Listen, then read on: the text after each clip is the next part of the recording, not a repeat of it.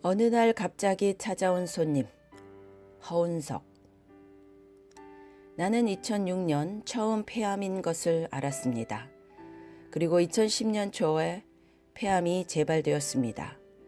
병원에서는 오른쪽 폐에 다발성으로 암이 시작되었다는 이야기를 했습니다.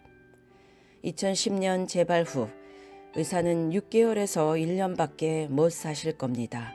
라고 말했습니다. 말기암 통증이라는 것은 정말 상상을 초월하는 고통이었습니다. 게다가 폐에는 물이 차서 사진을 찍으면 폐의 상태가 잘 안 보일 정도였습니다. 암 치료 때문에 아마존과 한국을 자주 오갔습니다. 한 번은 치료차 한국에 나왔는데 꽃 피는 봄이었습니다. 선교사들한테는 한국의 사계절, 특히 봄과 가을을 보는 것이 소원입니다. 그런 봄날에 치료를 받고 다시 아마존으로 가야 하는 것이 못내 서운했습니다. 주님께 원망스러운 마음도 들었습니다.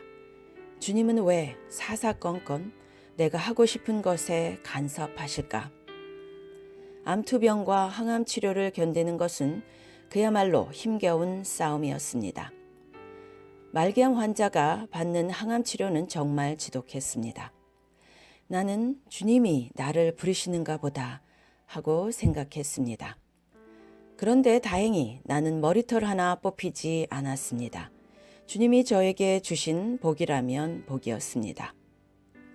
한 번은 폐에 찬 물을 빼기 위해 관을 꽂았다가 뺐다가를 반복했습니다.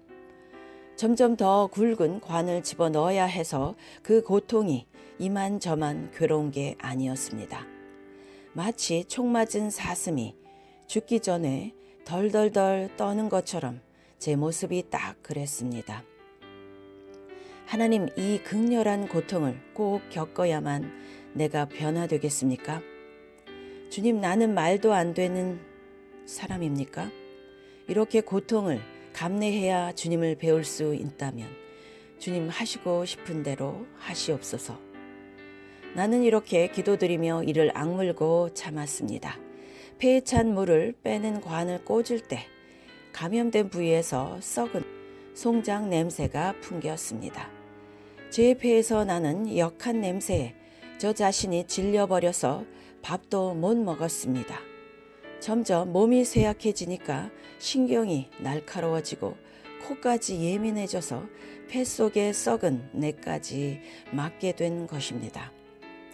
음식을 입에 대지 못한 채 나는 매일 폐에서 나오는 물을 받기 위한 봉지를 달고 살았습니다. 그 썩은 물이 계속해서 나오고 저울의 무게까지 쟀습니다. 인간의 몸에서 썩은 무언가가 나오는 것을 보니 내가 죄인이라는 사실을 더 실감하게 됐습니다. 나는 고통 가운데 있을 때 욥기를 묵상하며 깊은 은혜를 받았습니다.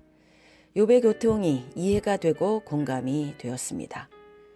욥은 몸이 다 썩어서 뼈가 다 드러날 때쯤 하나님이 나타나셨다고 했는데 저도 이쯤 되면 하나님이 나타나시지 않을까 기대하기도 했습니다. 참 아이러니한 상황이었습니다. 왜 하나님은 욥이 가진 모든 소유와 자산을 다 탈취하시고 그의 모든 것을 앗아가셨을까요?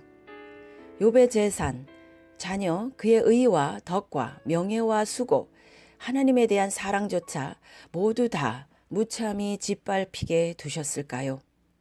왜 그를 완전히 추락한 인생으로 이끄셨을까요? 그리고 왜 주님은 내게 이런 암을 허락하셨을까요? 주변 사람들은 내가 암이 재발되는 걸 보고 참 운도 나쁘다며 혀를 찼습니다. 선교사가 그 많은 수고를 했으면 축복을 받아야지 저렇게 죽을 병에 걸리는 저주를 받아서 쓰겠는가 하는 시선으로 저를 바라보았습니다. 목사님들조차 아마존에 가서 그렇게 고생했는데 하나님은 복은 못 주실 망정 암을 주시다니 하며 안타까워했습니다. 믿지 않는 사람들이 그런 나를 보며 어떻게 하나님을 믿느냐며 더 원망했습니다. 은혜가 안 된다는 것입니다. 그러면서 하나둘씩 저를 멀리하기 시작했습니다. 저를 보고 있는 것 자체가 힘들었던 것입니다. 욥이 얼마나 고통스러웠겠습니까? 일생을 하나님 말씀대로 열심히 살아왔다고 생각했는데 친구들과 아내에게서 독설을 듣고 외면을 당했습니다. 보통 사람 같으면 억울함에 몸부림쳤을 것입니다. 하지만 욥은 꾹 참았습니다. 그때 하나님이 욥에게 나타나셔서 창조에 대한 이야기를 하십니다. 왜 하나님은 갑자기 생뚱맞게 창조에 대한 이야기를 하신 걸까요? 왜 악어 이야기를 하시고 하마 이야기를 하셨을까요? 만신창이가 된 욥은 그런 하나님의 말씀을 이해했을까요?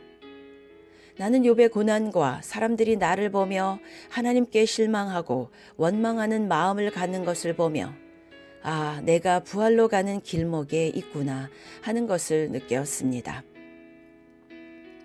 주님이 십자가에 못 박히시고 3일 동안 무덤에 계시고 부활하신 그 사건에 나를 동참시키기 위해 일하고 계시는구나 하는 것을 몸소 체험했습니다. 예수님은 십자가 위에서 극도로 고통을 당하면서 이렇게 기도하셨습니다. 나의 하나님, 나의 하나님, 어찌하여 나를 버리셨나이까? 하나님이 십자가의 예수님을 거절하셨던 이유는 바로 그 주님을 부활로 다시 일으키게 하시려는 것이었습니다. 아마존에서의 나의 생애 또한 내 뜻대로 하지 마옵시고 주님 뜻대로 하시옵소서라고 하는 겟세마네 동산에서 드린 예수님의 기도로 이루어진 결과였습니다. 결국 욥도 저도 은혜의 하나님을 경험했습니다. 전능하신 창조주 하나님을 만난다고 하는 귀로만 듣던 하나님을 눈으로 보게 되는 값진 경험을 했습니다. 내가 주께 대하여 귀로 듣기만 하였사오나 이제는 눈으로 주를 배움나이다. 부활의 하나님, 예수 그리스도를 친밀히 만나는 자리까지 나아갔다고 하는 그 축복을 내가 알게 되었습니다. 처음 암을 발견했을 때 하나님은 내게 이렇게 말씀하셨습니다. 네가 겉이 깨어졌지 속이 깨어졌느냐? 겉으로는 안 그런 척 했지만 이제부터 속이 좀 깨져야 되겠다. 그때만 해도 나는 하나님께 삐져서 하나님 그럼 관두세요. 저도 너무 고단하거든요. 라고 말했습니다. 그런데 주님의 부활의 사건에 나를 동참시키자 기도가 달라졌습니다.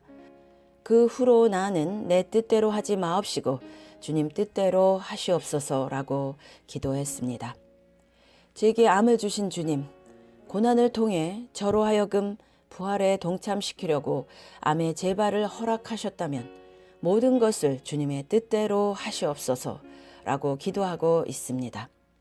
잘 먹지도 못하고 걸을 힘조차 없는 상황에 처하자 내가 굶어 죽겠구나 싶다가도 하나님의 말씀을 전하라는 요청을 받으면 거절하지 않고 썩은 물을 받는 비닐봉지를 치마 속에 숨긴 채 초청해준 교회로 가서 간증을 했습니다. 신기한 것은 그전까지는 정신도 없고 목소리도 안 나오다가 강대상 위에만 오르면 힘이 나서 목소리가 우렁차진다는 것입니다. 주님은 정말 저를 잘 부려먹는 분입니다. 아픈 저를 세워서 하나님의 귀한 자녀들에게 주님의 말씀을 선포하게 하십니다. 그런 하나님이 밉다가도 그분께 감사하게 됩니다. 암이라는 축복. 사람이 몸이 극심하게 아프면 하나님의 은혜가 잘 안 느껴집니다.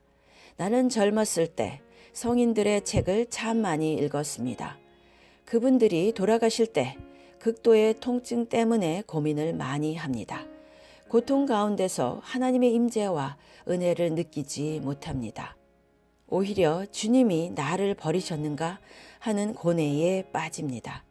그때만 해도 나는 이 부분이 잘 이해되지 않았습니다. 이렇게 신앙심 깊은 성인들이 주님과 평생 교제했음에도 불구하고 은혜 가운데 죽지 못하는 것, 이 말이 되는가? 이분들이 헛것을 믿었나 하고 생각했습니다. 그러나 이제 내가 말기암 환자가 되고 보니 그 성인들의 행동이 이해가 되었습니다. 말기암의 통증을 안고 사는 저에게 주님의 은혜가 전혀 느껴지지 않았던 것입니다. 주님의 말씀도 생각나지 않습니다. 오직 고통, 지옥 같은 고통만 있을 뿐입니다. 그 가운데 주님 하고 부르짖는 게 내가 할 수 있는 전부였습니다. 칠흑 같은 어둠 속에서 나는 의식적으로 계속 말씀을 되뇌었습니다.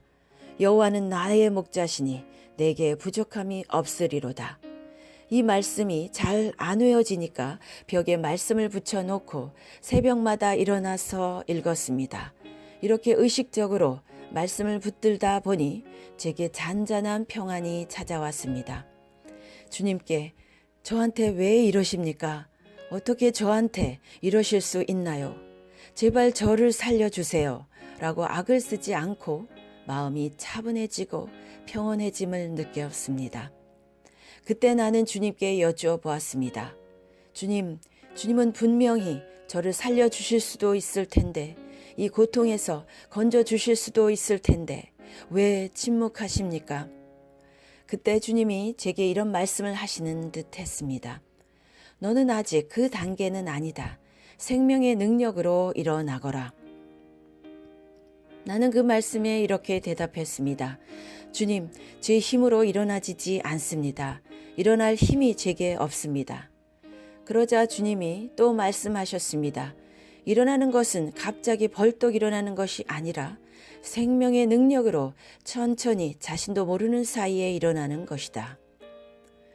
그래도 주님께서 저를 단번에 일으켜 주시면 제가 할렐루야 하며 주님께 영광을 돌리지 않을까요? 그랬더니 주님이 이렇게 말씀하셨습니다. 그렇지 않단다. 너를 순식간에 일으켜 주면 내가 얼굴을 빳빳이 들고 내가 한 기도와 헌신으로 이렇게 고침받았다고 자만할 것이다. 주님의 말씀은 결국 내게 철저히 낮아져서 겸손해진 상태로 주님께 오라는 것이었습니다. 우리 속에는 얼마나 많은 교만과 악이 깊이 뿌리 박혀 있는지 모릅니다. 아담과 하와 때부터 하나님이 되고 싶어 하는 마음이 있었기 때문에 우리 안에도 하나님이 되고 싶은 반역의 마음이 자리 잡고 있는 것입니다. 그래서 남한테 절대 허리를 굽히고 싶지 않습니다. 고개를 쳐들고 저들보다 높은 위치에 있고 싶어 합니다. 이것이 바로 신이 되고 싶은 욕망입니다. 나는 너보다 나아 라고 하는 마음이 하나님을 반역했던 인간의 내면에 박힌 죄악입니다. 내가 이렇게 살아왔습니다. 그런 교만한 제 삶이 깨달아지는 순간 눈물이 주르륵 흘러내렸습니다. 가슴이 뻥 뚫릴 만큼 울고 또 울었습니다. 사실 나는 하나님께 복을 받을 것이라고 생각했습니다. 하나님은 복과 상급을 주시겠다고 약속하셨습니다. 하지만 저에게 주어진 것은 병과 고통이었습니다. 사도 바울도 자신의 병 때문에 울었다고 했습니다. 나는 사도 바울을 떠올리며 그나마 위안을 받았습니다. 인간적으로 생각하면 모든 것이 포기하고 싶을 정도였습니다. 자지러질 듯한 고통과 굶주림, 그리고 인디오 형제들의 배반 등 하루하루가 힘겨웠습니다. 몸은 병들고 말라리아까지 걸린 나는 이제 다 소멸되어 죽음의 그림자가 드리워진 것 같은 생각이 들었습니다. 그러던 중 어느 날 주님이 저에게 이런 말씀을 하셨습니다. 너는 성경 속 한 인물처럼 살아가고 있단다. 나는 이 말씀에 깜짝 놀랐습니다. 잘못 들은 것 같았고 마귀의 속삭임이라 생각했습니다. 그러면서 한편으로는 주님이 내게 대단한 복을 주시려는가 하고 생각도 들었습니다. 나에게 큰 능력이 주어져서 귀신을 쫓아내고 병을 고치는 기적을 일으키는 상상을 해보기도 했습니다. 정말 어깨가 으쓱해지며 기분 좋아지는 일이었습니다. 오랜 세월 계속 연단을 받아왔으니 이제 주님께 상급을 받고 황금 시대가 펼쳐지나 보다 하는 기대감이 생겼습니다. 조금은 편하게 선교할 수 있겠다는 생각으로 충만했습니다. 그런 상태에서 한국에 왔습니다. 주님은 저에게 내적 음성으로 말씀하셨습니다. 내가 이 땅에서 상을 받겠느냐 아니면 저 하늘에서 받겠느냐. 내가 사람들에게 칭찬을 받으면 너는 이미 이 땅에서 상을 받은 것이니라. 이 말씀에 나는 속으로 대답했습니다. 주님, 지금까지 모진 학대와 멸시를 받으며 복음을 전했으니 이제 존경받는 선교사가 되어도 되지 않겠습니까? 마음 한쪽에서는 그건 아니라는 생각이 있었지만 하나님께 은총을 받겠구나 하는 기대감이 더 커졌습니다. 그런데 이게 웬일입니까? 한국에 와서 암을 발견한 것입니다. 한마디로 주님께 뒤통수를 맞은 것입니다. 이제 잘 풀릴 줄 알았는데 기대와는 전혀 반대 방향으로 인도하시는 것이었습니다. 나는 하나님께 원망의 소리를 해댔습니다. 복을 주시면 어때서 왜 제게 암을 주시냐고 소리쳤습니다. 그래도 하나님은 이런 저를 다 끌어안으셨습니다. 저처럼 제멋대로인 사람을 포용하시고 용서하시고 품어주셨습니다. 내가 아무리 독한 말을 내뿜어도 다 받아주셨습니다. 주님은 얌전하고 성실한 사람뿐만 아니라 저같이 흠 많고 부족한 사람도 사랑해 주십니다.